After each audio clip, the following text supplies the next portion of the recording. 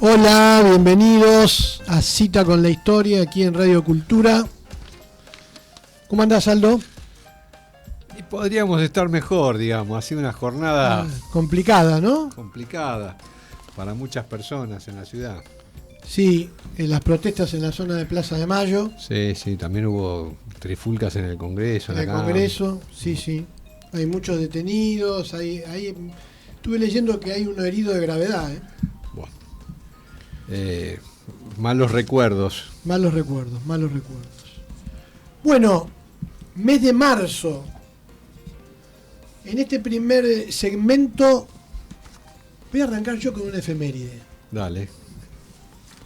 13 de marzo de 1904.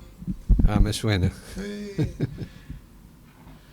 Eligen por primera vez en un Parlamento Nacional a un socialista, acá en la Argentina, en la ciudad de Buenos Aires.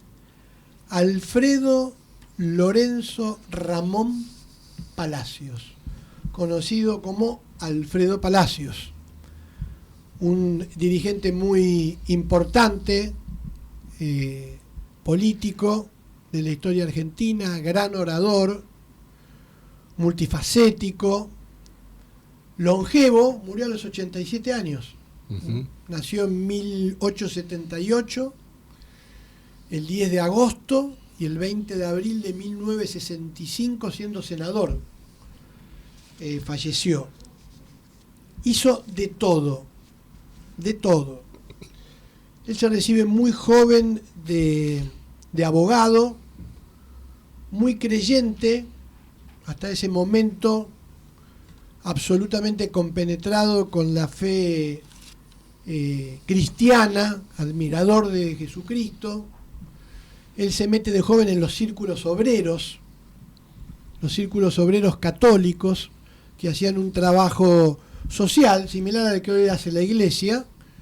Estamos hablando de fines del siglo XIX, pero poco a poco se ve desencantado, y él mismo dice, más adulto, contando su historia de joven, que él debía dejar de preocuparse por la vida después de la muerte, en el más allá, sino que tenía que buscar el bienestar de la gente o luchar por el bienestar del pueblo pobre acá en la tierra, en la vida real, en lo terrenal.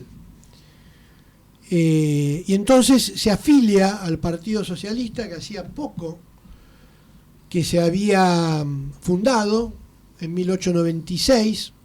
Antes se recibe muy joven de abogado, ya muestra la pasta que tiene para un tema, el atractivo que significa para él todo lo que es la injusticia social. Su tesis versa sobre la miseria. Se recibe de abogado y obviamente atiende a los pobres. Pero se va metiendo en el Partido Socialista en un momento en donde también las ideas del socialismo, las publicaciones, los libros de los socialistas clásicos eran muy atractivos para mucha gente que tenía sensibilidad social, y entonces él decide que se va a afiliar al Partido Socialista. Milita un tiempo y en ese momento había elecciones uninominales en cada una de las circunscripciones, y a él le ofrecen ser candidato.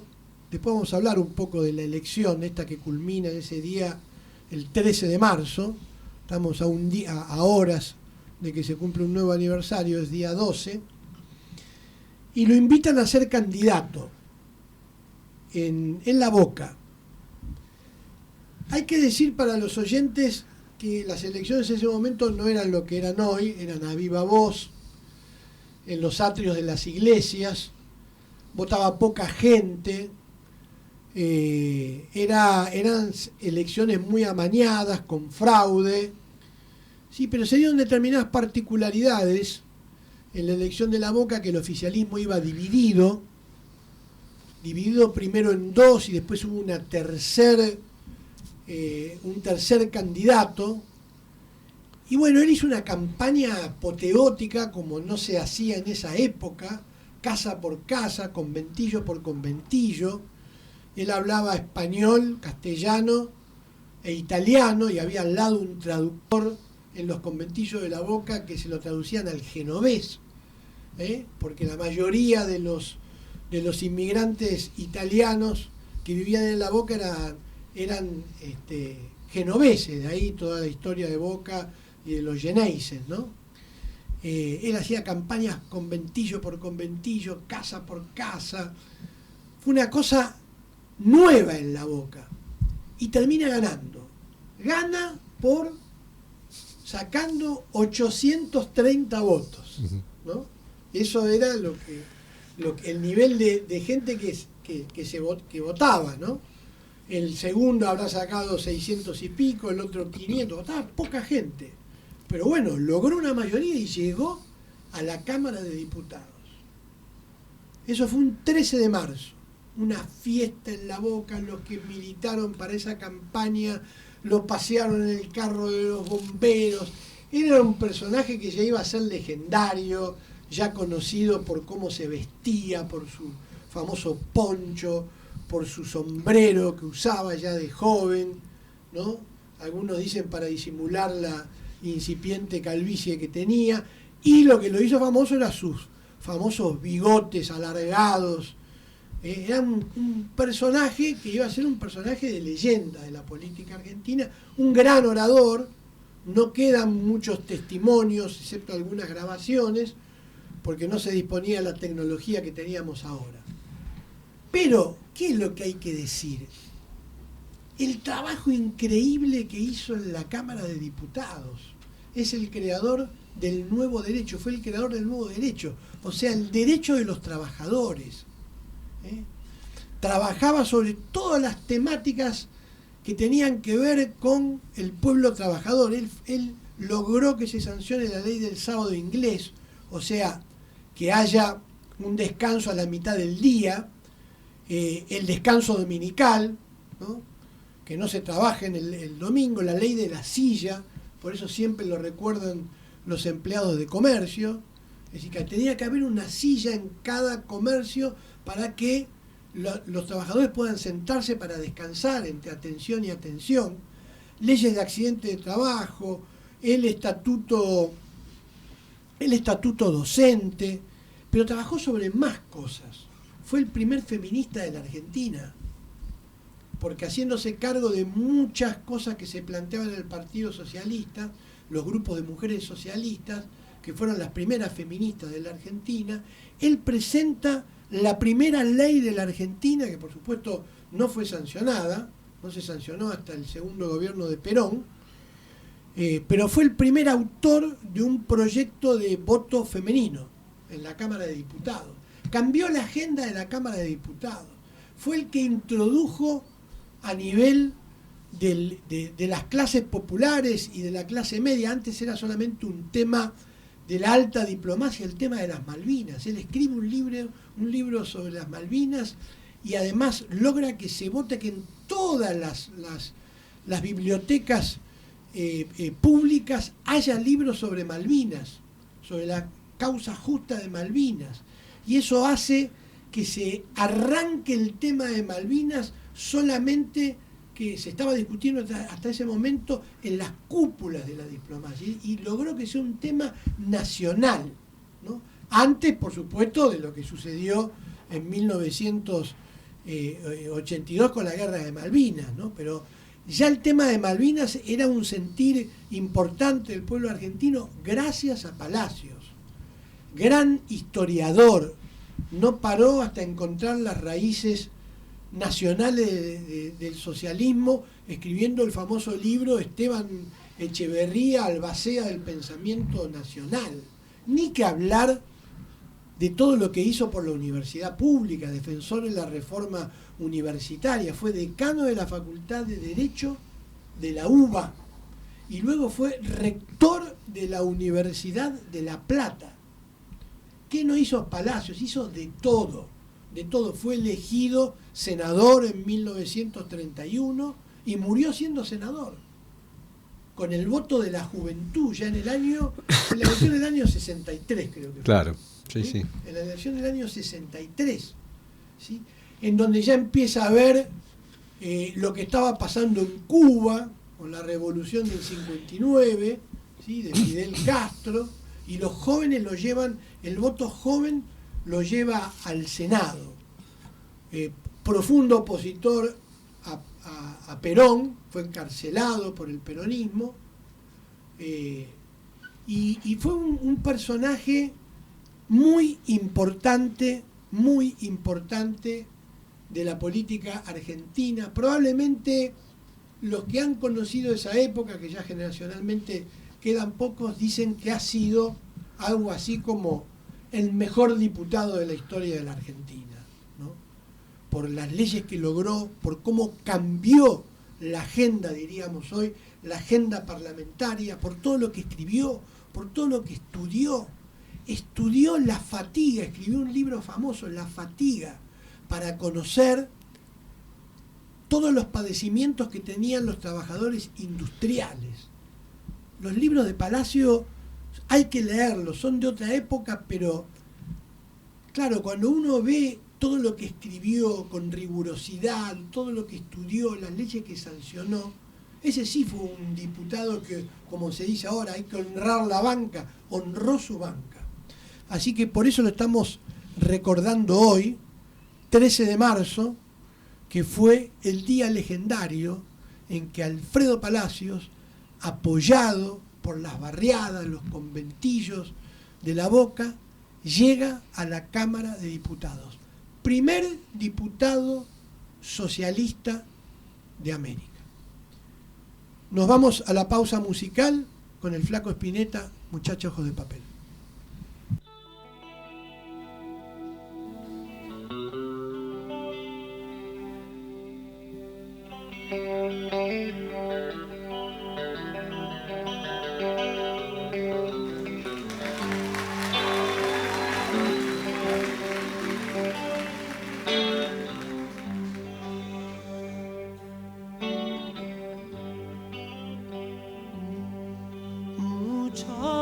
Ojos de papel, ¿a dónde vas? Quédate hasta el alba. Muchacha, pequeños pies, no corras más. Quédate hasta el alba.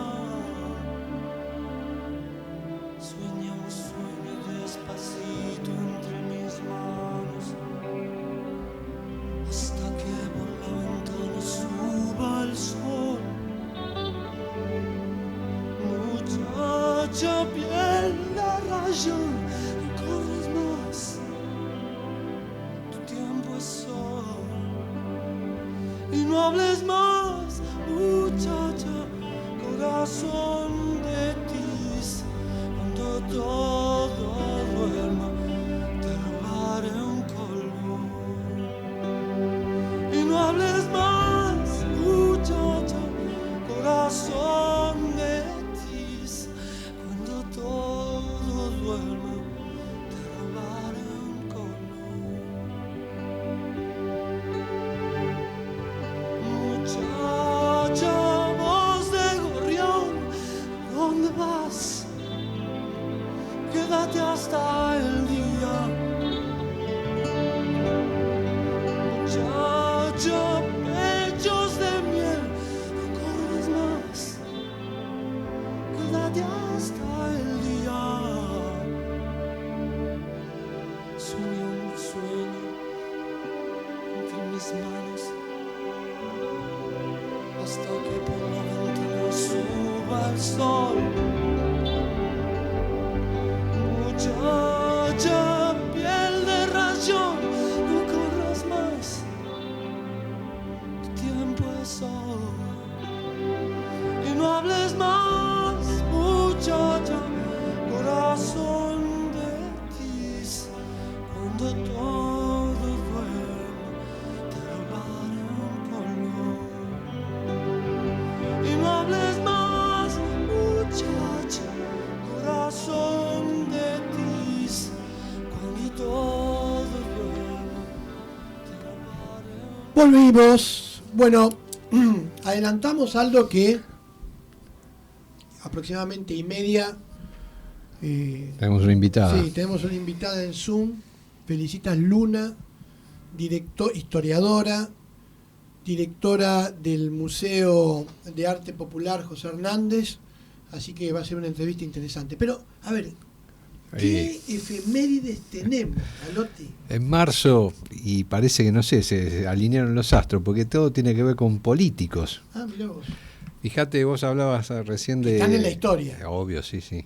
En la historia y en la cultura. En la cultura. Porque hay una cultura que tiene que ver con la política, la cultura política. Exactamente, muy bien. Es verdad eso. El 11 de marzo, un 11 de marzo, o sea, el día de ayer, de 1842, nació una persona muy importante que para la política de nuestro país, que fue Leandro N. Alem, Leandro Nicéforo.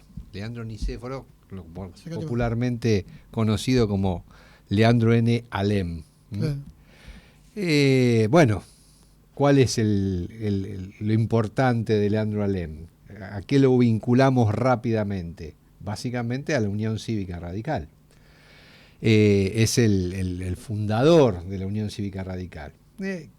Quizás después fue opacado por la figura de su sobrino, Hipólito Yrigoyen, Claro. al cual no le llevaba muchos años, era 10 años mayor que Hipólito Yrigoyen, y incluso lo inició a Hipólito Yrigoyen en la vida política.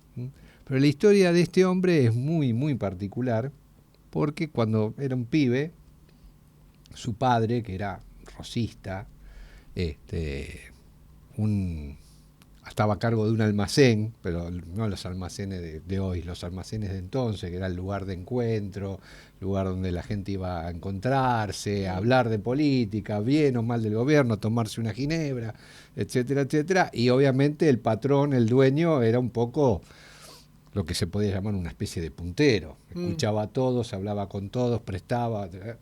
Bueno, cuando cae Rosas, cae en desgracia el papá de Leandro y es ahorcado y exhibido públicamente. ¿Te acordás que hablábamos del triunfo de Urquiza, los desmanes, lo que vino después? Y todo eso lo vivió Leandro, que quedó obviamente después de eso en la más absoluta pobreza, pero tuvo atrás a una madre, ¿no? Cuando no, una madre que lo pudo sacar de ahí, que permitió que pudiera estudiar y que finalmente, ya grande para la época, casi 27, 28 años, se recibiera de abogado. Y mientras estudiaba y pasaba con todas estas vicisitudes, hizo de todo. Se sumó al urquicismo. Uno diría, ¿cómo se sumó al urquicismo? Si son los que, en parte... Bueno, lo que pasa que después Urquiza se enfrentó a Buenos Aires. Y eran los que habían triunfado en Buenos Aires, los que habían matado a su padre. Después se sumó a la Guerra del Paraguay, y en la Guerra del Paraguay estuvo bajo las órdenes de Mitre, que era a los que había enfrentado. O sea, una cosa zigzagueante propia de esa época, propia de la juventud también. De la juventud, de alguien que está buscando algo, ¿correcto? Pero después de recibido de abogado, se suma al autonomismo, empieza a militar en política, y ya para 1880, vos esto lo sabés bien, Roy, se va consolidando un modelo oligárquico, republicano, vamos a llamarlo así, ¿no es cierto? División de poderes, pero oligárquico, que para 1890 entra en problemas económicos, con la famosa presidencia de Juárez-Selman, que logra ser odiado por todo el mundo y que genera una reacción. Entonces todos los que estaban enfrentados por uno u otro motivo se reúnen. Es la famosa Unión Cívica. ¿Dónde está Mitre? Siempre está. Hasta el final estuvo en todo. Está Mitre, está obviamente Alem, está Irigoyen, que siempre estaba con Alem en ese momento, José Estrada, Aristóbulo del Valle, y llaman a un meeting, así se llamaban los actos, ¿no es cierto? Obviamente las elecciones, como vos decís, no eran representativas. Una elección no significaba nada, había fraude, votaba poca gente, pero un meeting era el verdadero pulso de la sociedad.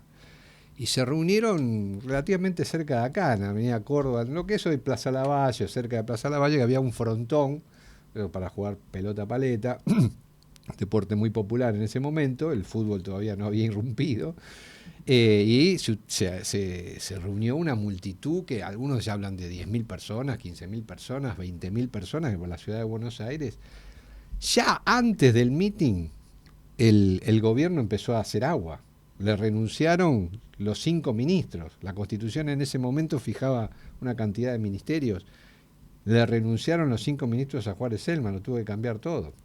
Y después del meeting, todo fue un templaderal hasta que unos meses después se produce la famosa revolución del parque, liderada por Alem, que es el otro hecho por el cual él es conocido. La revolución del parque, porque también en las cercanías de lo que es Plaza Lavalle, donde está el Palacio de Justicia, estaba el parque de armas del ejército, lo quisieron asaltar para hacerse de las armas, o sea, buscar su Bastilla. Exactamente. Esto generó obviamente una reacción del gobierno que a sangre y fuego venció los intentos revolucionarios, pero si bien fue derrotada la revolución, Juárez Celman fue eyectado, ¿no es cierto? Y llega al poder su vicepresidente, el famoso piloto de tormentas, Carlos Pellegrini, con el cual el eterno Mitre rápidamente pacta, ¿no es cierto?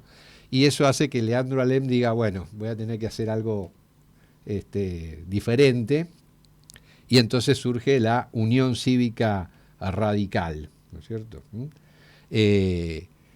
Bueno, la verdad es que uno cuando repasa, y uno para estas cuestiones siempre repasa algunas cosas, a veces uno se ríe para no llorar, Roy, pero el discurso del parque de Alem, que fue el más aplaudido, porque hablaron muchos, pero el más impactante, el más aplaudido, el que la prensa recogió con más énfasis fue el de Alem. Sí. Y uno lo relee y dice, pero no se puede creer que todavía estemos con estos temas. Fíjate una cosa que dijo en el discurso, recogida por la prensa. El gobierno no hace otra cosa que echar la culpa a la oposición de lo malo que sucede en el país. ¿Te suena eso? Sí, sí. ¿Y qué hacen estos sabios economistas?, se pregunta.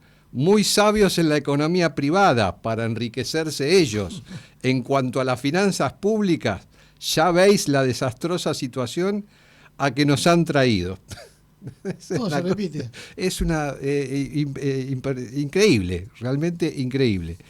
Y continuando con esta idea, sigue diciendo, no puede haber buenas finanzas donde no hay buena política. Buena política quiere decir respeto a los derechos. Buena política quiere decir aplicación recta y correcta de las rentas públicas. Buena política quiere decir protección a las industrias útiles y no especulación aventurera para que ganen los parásitos del poder. Buah. No sé. Este era el Alem famoso de que se rompa pero que no se doble, que unos años después de esto fue en 1890, en 1896, como también es bien conocido, y es otro de los aspectos de la vida de Alem que conocemos o en general se conocen, se suicida. En el famoso Club del Progreso llega herido. Frente a la legislatura. Exactamente, ahí nomás, en esa sede, y fallece. Y bueno, va a heredar su obra su sobrino, con el cual ya estaba un poco distanciado, Hipólito Yrigoyen, que va a continuar su obra respecto de uno de los temas que más le preocupaban a Alem, que era el sufragio universal.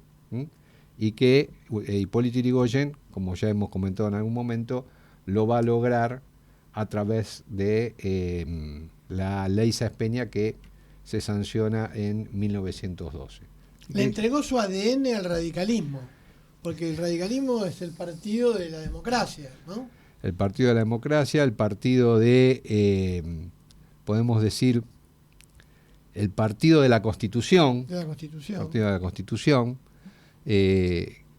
Y también Vos fijate que recién hablamos de Palacios, y en esa época el joven Palacios estaba por ahí.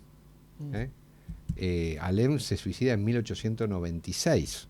El joven Palacios vivía en este mundo, o veía estas cosas, escuchaba, veía, aunque sea de lejos, la Revolución del Parque, en la cual participó Juan B. Justo, era uno de los que participó en la Revolución del Parque. Y evidentemente era una época de transformaciones, una época de cambios profundos, y es la época en donde surgen desde la oposición, porque eso es algo que hay que valorarlo, tanto el Partido Socialista, que crea Juan B. Justo y al cual después se afilia a Palacios, como el Partido Radical, la Unión Cívica Radical, no surgen desde el poder, no surgen desde el control del poder político, surgen desde la oposición, surgen desde la derrota, podríamos decir. Y desde la calle. Desde la calle. E incluso en el caso de Palacios, que vos bien dijiste, una figura popular, conocida, todo el mundo habla de él, de un partido que históricamente ha sido un partido de elites, ¿no es cierto? Nunca ha gobernado, nunca ha tenido grandes mayorías. Lo que ha sido Palacios ha sido diputado y senador, o sea que proyectos, algunas leyes sancionadas con esfuerzo, pero negociando, porque nunca hubo mayoría socialista en ninguna cámara del Congreso, y evidentemente eso lo hace más grande aún, porque nunca estuvo a cargo de, ni Alem ni Palacios estuvieron a cargo de un ejecutivo, como si, por ejemplo, después pudo estar Hipólito Yrigoyen, claro, y otros dirigentes radicales. Interesantísimo, Alem. Muy bien, Aldo. Escúchame, ya estamos para conectarnos con, bien, con Felicitas Luna. Perfecto. Bien. Sí, sí. Hola, Felicitas. Hoy, ¿cómo están? ¿Cómo estás, Felicitas? Muy bien, muy contenta. Gracias por estar con nosotros. Felicitas Luna es historiadora y es la directora, ya hace un tiempo, de un museo muy prestigioso de la ciudad de Buenos Aires, el Museo de Arte Popular José Hernández. Y bueno, queríamos hablar con ella. Por supuesto, entendés que una de las cosas que primero te quiero preguntar es, en una fecha tan importante en donde se lo recuerda a tu papá, a Félix Luna, probablemente uno de los más grandes historiadores que ha tenido la historia argentina. ¿Qué te gustaría decir de eso? Es una fecha muy especial para vos, y creo que hay que trabajar para recordarlo aún más a Félix Luna, más de lo que se recuerda, que se lo recuerda muchísimo, pero me gustaría que contés algo de él. Bueno, primero muchas gracias. Sí, como vos decís, Roy, este año se van a festejar los 100 años del nacimiento de mi padre, que nació el 30 de septiembre de 1925. Y en realidad, ¿cómo queremos que se lo reconozca? Me parece que es como reconocer a argentinos que trabajaron por el país. Un hombre que nació en pleno Valvanera y que desde su lugar de historiador, de divulgador de la historia, hizo mucho para que los argentinos nos conociéramos y se entendiera su pasado. Es de formación radical, un poco hablando de radicalismo, pero trabajó justamente para entender la vida política argentina. Entonces trabajó con personajes como el roquismo, que el conservadurismo significaba, y la figura de Roca significaba todos los vicios de la política, y de ahí escribe Soy Roca. Trabajó sobre el peronismo, que él fue un gran opositor desde su militancia en la universidad y después en la FADU, y después como entendiendo, digamos, y estudió historia para entender qué significó el peronismo, qué sumó el peronismo a la historia argentina, y escribió el 45, entre otras de sus obras, o Perón y su tiempo, los 3 tomos, que fue una todos librazos importante. Todos libros importantes, y todos libros que, insisto, era para entender. Bueno, y Irigoyen fue su primer trabajo, y fue más bien un trabajo más bien fue el más politizado. Pero volviendo a tu pregunta inicial, yo creo que fue un hombre que trabajó mucho desde la historia, fundamentalmente desde la divulgación, para hacernos argentinos más, menos, irracionales, más del diálogo, de conocer nuestro pasado para servir como plataforma hacia el futuro. Entonces me parece que ese sería uno de los rasgos que me parece que hay que marcar, ¿no? Tener temple, tener voluntad de entendimiento, de escuchar al otro, y aún no coincidiendo políticamente o ideológicamente, ver qué piensa el otro, que me parece que eso que es lo que nos pasa muchas veces y hoy en día en la Argentina. Entonces, él, que era un hombre realmente como muy multifacético, porque utilizó desde la escritura, la poesía, porque escribió con Ariel Ramírez y un montón de canciones que interpretó Mercedes Sosa, entonces usó la letra, la música, usó la televisión, hizo gestión política, hizo cine, todo lo que significara divulgar la historia de nuestro país. Así que me parece que eso sería, creo que, de los aspectos que a mí me parece que es importante remarcar. Un hombre que creyó y trabajó siempre por el país, por el entendimiento de los argentinos. Me parece excelente, porque ha sido así. Y contame un poco la historia del museo, que es Bueno, apasionante. es muy lindo. Estoy hace más de 10 años en el Museo de Arte Popular José Hernández, que estamos en Libertador y San Martín de Tours. En esa Es casa un, bellísima, ¿no? era un petit hotel que pertenecía a Félix Bunge, que era un estanciero, pero a la vez un hombre muy hábil con los negocios, y tenía desde una fábrica de ladrillos hasta Mm, tenía una explotación que era de Villegas de ganado.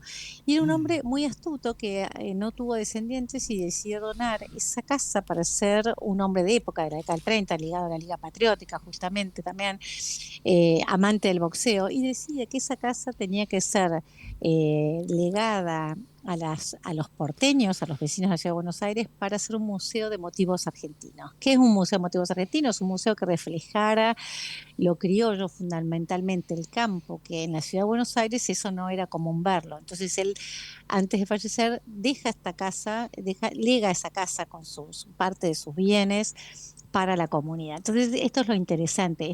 Esto fue una donación que se hace de un particular a la Ciudad de Buenos Aires. La Ciudad de Buenos Aires, en el 35, cuando él muere, meses después de haber hecho el testamento, se organiza para que esa casa sea un museo.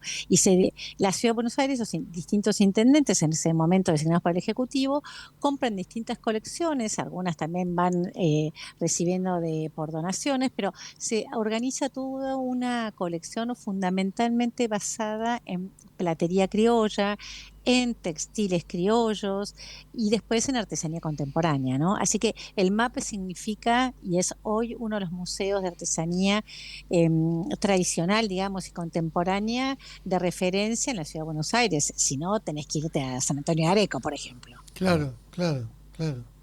Y decime, ¿y en qué está ahora el museo? ¿Qué planes? Vos que siempre tenés planes.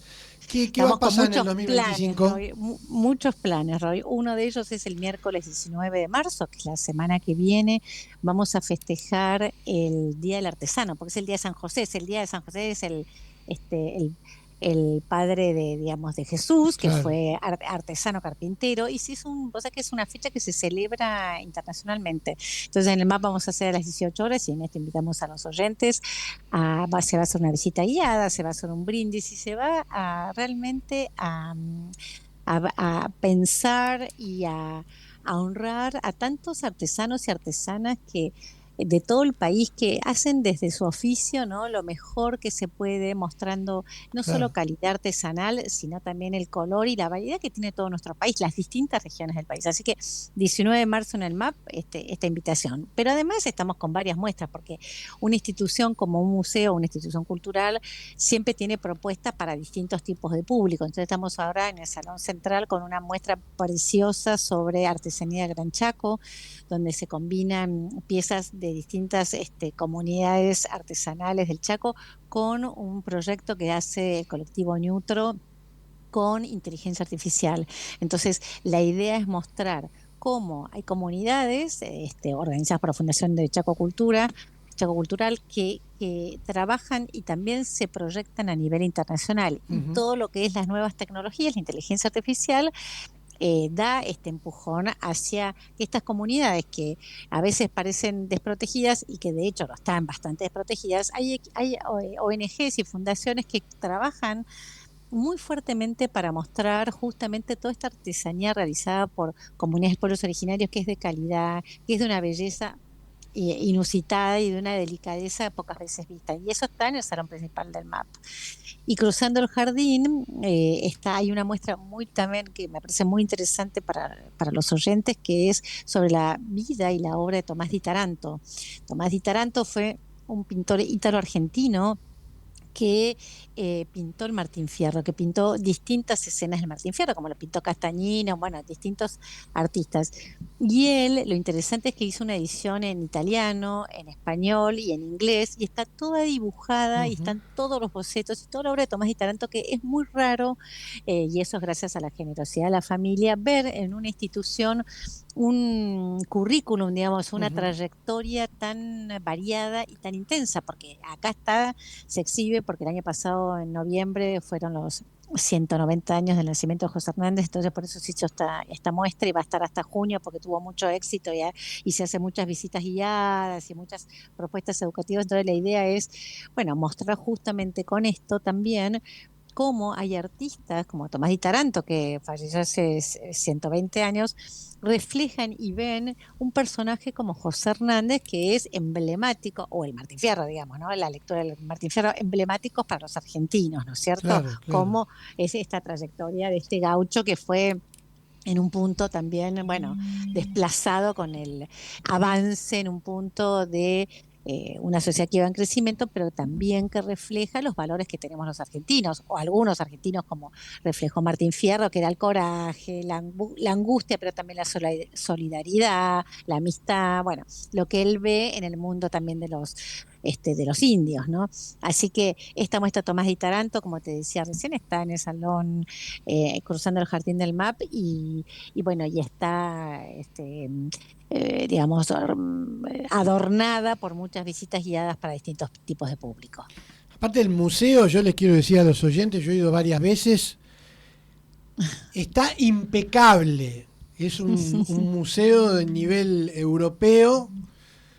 No es grande, obviamente, pero muestra muchísimo. Es una pinturita, es prolijo, porque hay museos que tienen mucho acervo, tienen mucho material de exposición, pero está desordenado. ¿Vos fuiste, Aldo, a este museo?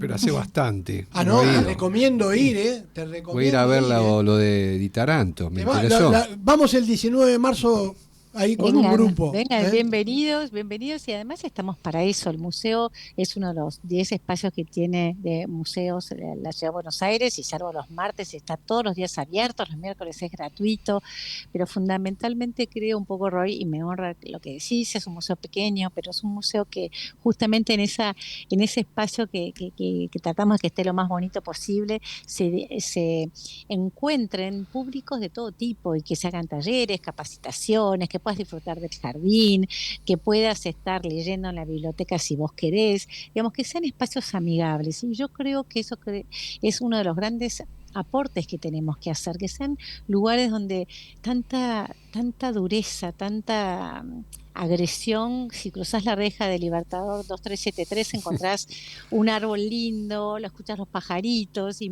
me parece que eso es otro de los objetivos, ¿no?, que uno tiene, no solo educar desde lo institucional, sino también formarnos como ciudadanos, insisto, menos agresivos, ¿no?, más permeables al otro también, a escuchar al otro. Y eso es un poco la misión que tenemos todos los que trabajamos en el MAP.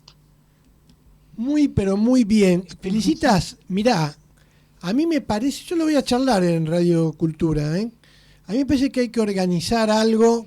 Yo creo que se va a organizar en muchos lugares, pero hay que organizar algún encuentro de historiadores o de gente de la cultura con respecto al aniversario de tu papá, de Félix Luna. Bueno, Así están que trabajando, se está trabajando por suerte. pero que no Desde, haya uno, que florezcan muchas flores, ¿eh? Tenemos, bueno, eso estamos, la familia ¿eh? Luna está muy contenta Lo voy con a eso, porque plantear somos, acá en Radio Cultura. ¿Eh? pero por supuesto nos encanta y me parece que te vuelvo a decir, desde la Secretaría de Cultura de la Nación, desde Ciudad, o también mismo en la provincia de La Rioja, porque papá era riojano por amor y por familia, digamos, por amor porque se casó de casualidad con mi madre que era riojana, pero toda su trayectoria familiar de los Luna eran riojanos, entonces también La Rioja está trabajando por eso. La idea es celebrar, e insisto, esto de buscar, ¿no? Recordar a personajes que realmente hicieron mucho por la Argentina, porque realmente yo creo que papá era esos, si vos tenés que decir algo, era esos tipos patriotas que adoraba su país y que se iba afuera y quería volver a su casa a dar clases, a dar conferencias, y esa era su vida. Y creo que un poco la transmisión, mirá que papá nunca supo que yo iba a estar en un museo, porque falleció mucho antes, la transmisión de estos valores de servicio a la comunidad, que es lo que vos tenés y tiene todo Claro. tu equipo, se ven poco. Entonces cuando lo ven, la gente lo agradece, porque es esto, una sonrisa, es ayudar, es educar en el mensaje que uno da, ¿no? Entonces, Claro. bienvenido a todo lo que sea celebrar. Los Luna, somos como la familia Cortina, me parece que nos Siempre gusta, es un buen motivo para celebrar. sí, es eso, agradecer y sumar, ¿viste? Porque yo veo esto que te decía recién, vemos mucha agresión y me parece que cursos, talleres, música que se dan en el museo, ahí se siguen las páginas y las redes en el Museo del MAP, está toda la programación que trabajamos, como todos, con poca plata, pero con mucha imaginación y mucho amor, porque realmente nos gusta lo que hacemos en el MAP. Bueno, muchísimas gracias, Felicitas, por hacerte tu tiempo y Gracias a estar con vos. nosotros acá en el programa. Ya te llamaremos de vuelta en algún momento por algún otro tema. Y vamos al 19, ¿eh? Vamos a ir el 19. Encantadísimos, los Vamos esperamos. al Día del Artesano que se hace a las 18 horas, me dijiste. 18 horas en Libertador 2373. Va a haber una visita Museo guiada. de Arte Y Popular se va. José Hernández. ¿Ok? Exactamente. Bueno, te mando un gran beso, Felicitas. Muchas gracias, saludos a vos y a tu equipo. Chau, chau. Chao. Hasta la próxima. Muy bien, hablamos con Felicitas Luna. Muy interesante, ¿eh? Sí, sí. Yo no me acuerdo cuando fui, pero hace un tiempo. Me parece que todavía no estaba ella, así que hace más de 10 años. Bueno, vamos a saltear canciones y quiero una recomendación de un libro. Y vos después cerrás con una sí, efeméride. que me lo vi, que está bueno. A ver, libro que recomendamos hoy. Cuentos de los años felices, Osvaldo Soriano.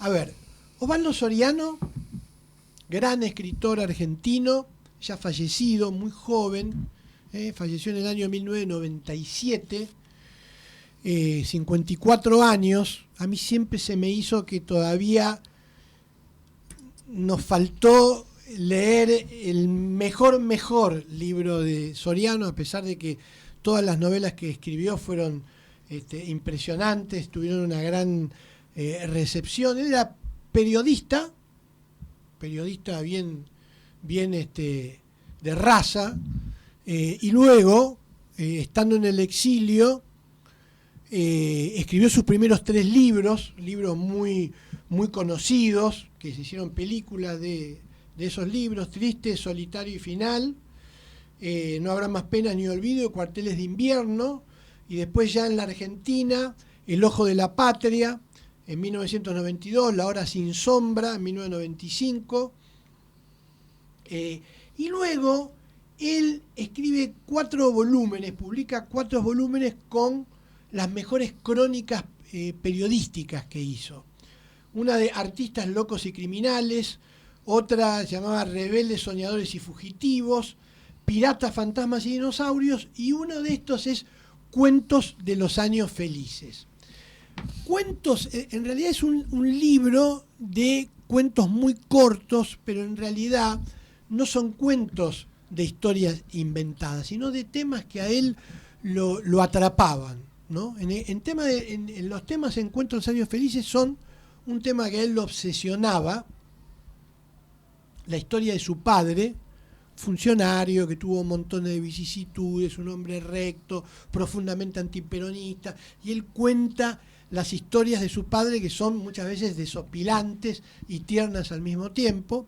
Su otra obsesión, el fútbol, fanático de San Lorenzo, y tiene historias que son realmente apasionantes. Todas estas historias aparecen durante muchos años en las contratapas del diario Página 12, en la época en que Página 12 era el diario realmente de la nata. Y hay otra parte de este libro que es dedicada a la otra historia. Este es el tema que nos compete, la otra historia. Hay 12 o 13 historias muy cortas, 3, 4 páginas, sobre él lo que consideraba, lo que él consideraba la otra historia de la Argentina, que no es ni la tradicional ni la revisionista, y él se basaba en algo que es que estudió muchísimo la historia argentina con la legendaria Biblioteca de Mayo, que son 22 volúmenes con toda la documentación histórica del proceso de la independencia argentina. Y él allí, con las cartas, con los documentos, descubre otra historia, ¿no? La suponía, pero encuentra la bibliografía justa como para entender mejor. Y él siempre lo dice: yo descubrí con la Biblioteca de Mayo otra historia, ¿sí?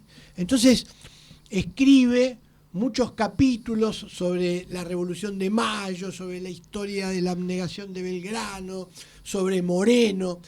Solamente uno de la saga de cuentos o de narraciones sobre historia no es de la historia argentina, y es de un personaje que a él le fascinaba, y él estuvo mucho tiempo viviendo en París. De hecho, se enamora de una francesa que va a ser su mujer, su esposa, que actualmente vive en Francia, que es Robespierre, y la caída de Robespierre en el famoso Termidor, que es fascinante.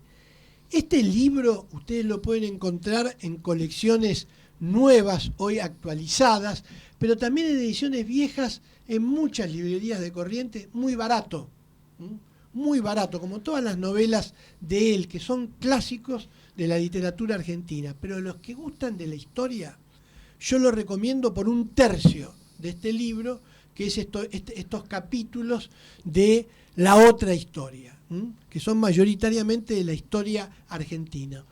Cuento de los años felices, Osvaldo Soriano.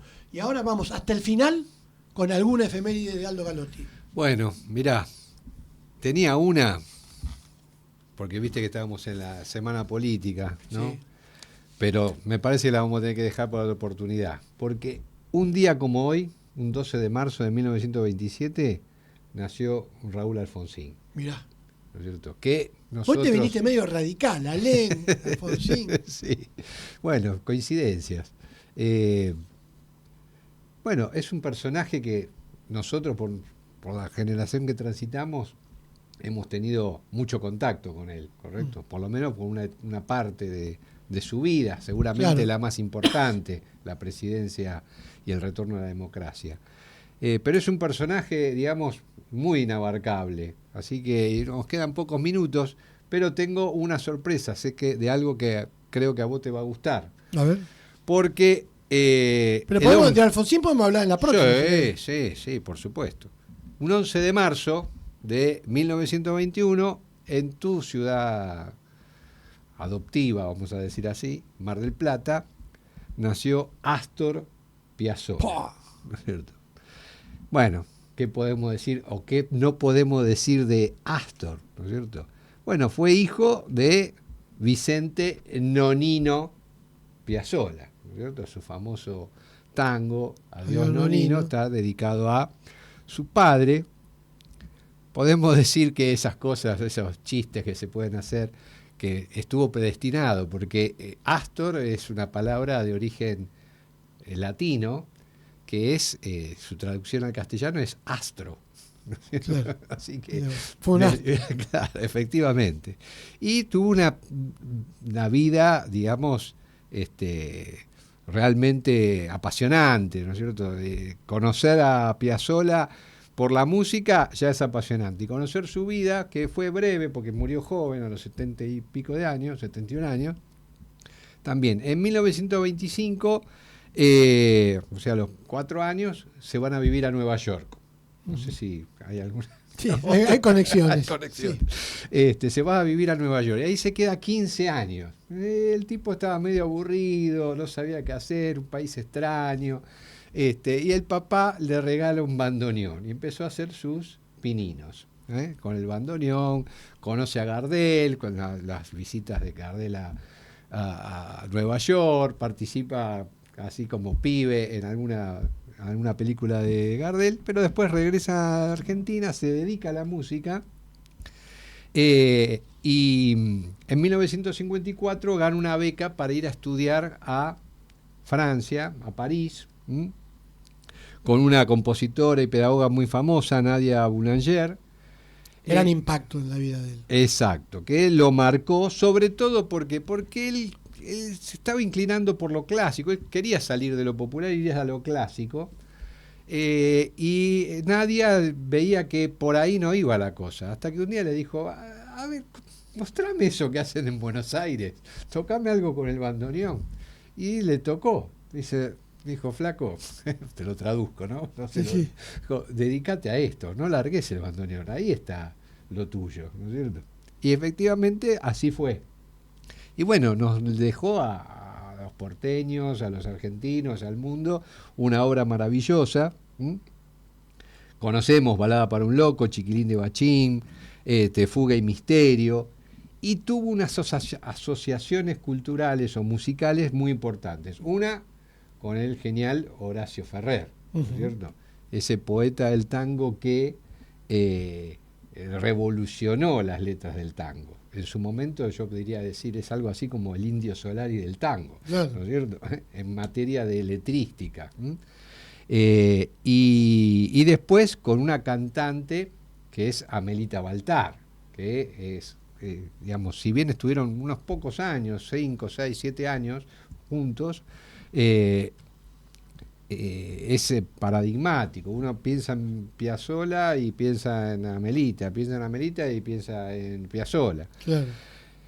Y en 1968, para que nos demos cuenta, ver que de Piazzolla siempre se dice revolucionó el tango, hizo salimos del tango de salón bailable al tango de los conciertos, ¿no es cierto?, para ser escuchado.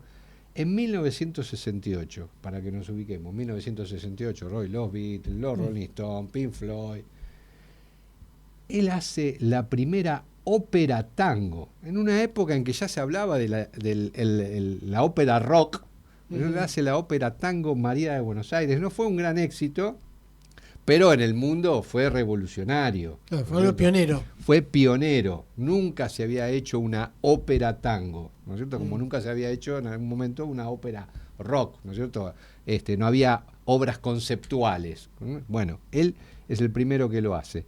Y bueno, este aniversario nos permite recordar a Astor, que como te dije se nos fue joven, pero que es un porteño de ley. Incluso recuerdo que vos no hace mucho lo homenajeaste en su casa en el Parque Chacabuco. Con la placa, sí, señor. En el Parque Chacabuco, donde... Con toda la familia. Exacto, donde él estuvo ahí mientras estudiaba bandoneón, mientras estudiaba música en Buenos Aires, vivía ahí frente a la iglesia de la Medalla Milagrosa, también muy creyente. Tiene una obra que se llama Medalla Milagrosa. Así que bueno, este es el... Gran efeméride. Con esa efeméride de Astor Piazzolla nos despedimos hasta el próximo miércoles. Nos vemos de nuevo la semana que viene en Cita con la Historia. Chao.